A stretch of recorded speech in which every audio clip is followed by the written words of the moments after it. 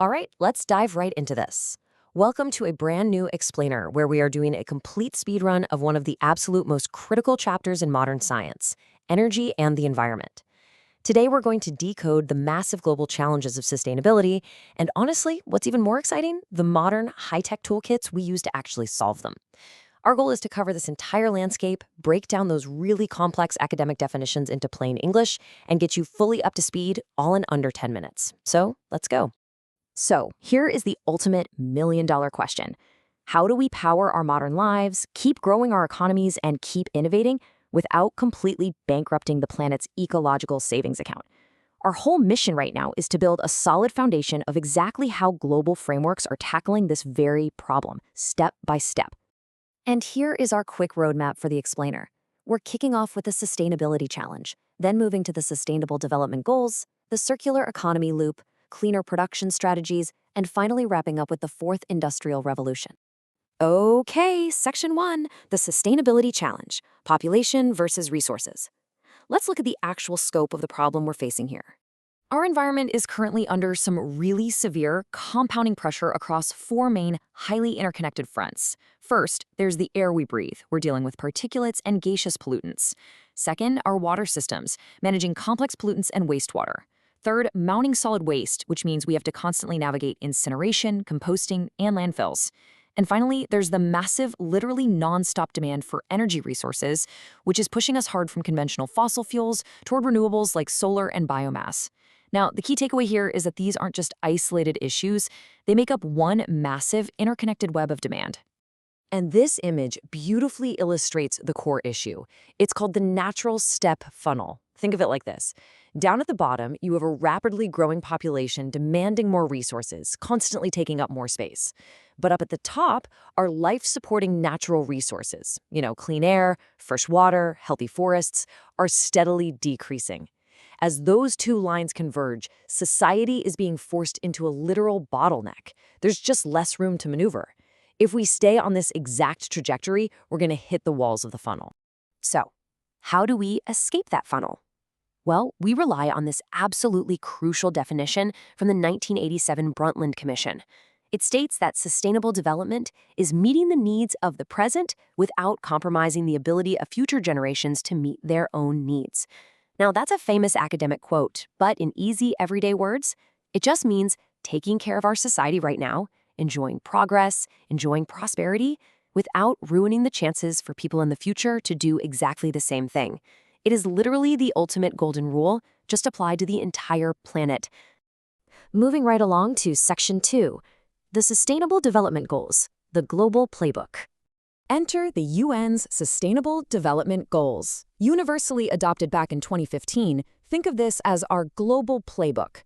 We're looking at 17 highly integrated targets designed to end poverty and protect the planet by the year 2030. Notice I said the word integrated. That is vital. It means that taking action in one area, let's say affordable and clean energy, directly affects the outcomes in another area, like good health and well-being. You simply can't solve one without moving the needle on the others. Which brings us perfectly to Section 3, the circular economy loop, rethinking waste. You see, traditionally, we've operated on a very linear model. We take resources, we make a product, we use it once, and then we just throw it away. A circular economy completely destroys that straight line and replaces it with a closed loop focused on 6 core activities. We regenerate natural systems. We optimize performance. We share assets to reduce idle time. We virtualize, meaning we turn physical goods into digital services wherever possible. We exchange old materials for advanced renewables, and we loop resources right back into the supply chain. In a true circular economy, the whole concept of waste practically doesn't exist. Everything is just food for another process. All right, let's hit Section 4, cleaner production strategies, fixing the process. So the UN Environment Program defines cleaner production as a continuous, integrated, preventative strategy. Okay, let's be honest, that is a total academic mouthful. Let's quickly translate those heavy terms into something we can actually use. In plain English, this strategy means 3 specific things. First, it's continuous, meaning it's an ongoing, never-ending culture of improvement. Second, it's preventive. We are stopping pollution before it even starts, rather than just scrambling to clean up a toxic mess at the end of a pipe. And third, it's integrated, meaning it's built directly into the design of our processes and products from day one. And at its core, this is all just about mathematical efficiency. The driving formula you need to know here is simple. Efficiency equals useful output divided by total input.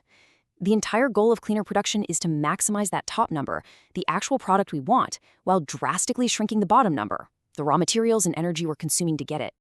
But putting this preventative strategy into practice on a factory floor requires a really structured, repeatable engineering methodology. Broken down step by step, it looks exactly like this. First, you plan and organize your team. Second, you do a pre-assessment to figure out exactly where the waste is happening. Third is the formal assessment to brainstorm potential solutions. Fourth, and honestly, this is usually the make or break step, is the feasibility analysis. This is where we calculate if an idea actually makes financial sense, and we use a formula for this. Payback period equals total implementation cost divided by annual savings. So for example, if a new piece of clean tech costs you $10,000 to install, but it saves you $5,000 a year in wasted materials, your payback period is just 2 years. Simple, right? And finally, step 5, you implement the best ideas, assess the results, and the whole continuous loop starts right over again. And finally, section 5. The fourth industrial revolution, also known as Industry 4.0. To really appreciate the tools we have today, just look at how rapidly we've evolved. The first era gave us mechanization through water and steam. The second era brought the assembly line and mass production using electricity.